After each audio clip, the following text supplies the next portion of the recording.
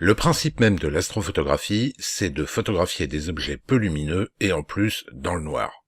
Pour pallier à l'obscurité et récupérer un peu de signal, nos capteurs font appel à un réglage fondamental, les ISO pour les APN ou le gain pour les caméras astro. Une question se pose alors, et justement, nous allons voir tout de suite de quoi qui cause.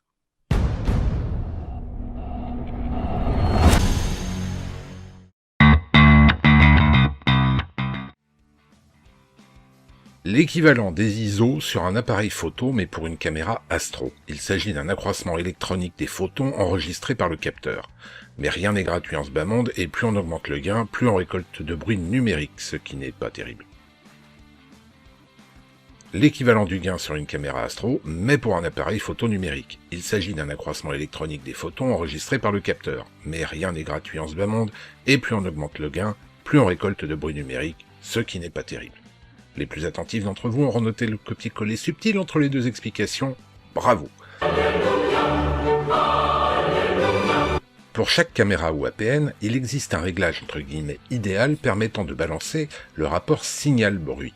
Comme nous sommes sympas, vous trouverez en descriptif de cette vidéo un lien vers des tableaux présentant le meilleur réglage ISO pour vos APN. Pour les caméras, les fabricants recommandent une valeur appelée Unity Gain que vous trouverez aisément. Le bruit numérique est provoqué par l'énergie qui sert à alimenter les photosites de nos capteurs. Cette énergie provoque des interférences sur l'image. À l'époque de la photographie argentique, on appelait ça le grain. Ce phénomène est atténué par deux facteurs. La multiplication des prises de vue puis leur empilement qui va permettre d'augmenter le rapport signal-bruit, le signal étant ce que vous voulez voir sur votre photo, le bruit étant ce que vous voulez virer.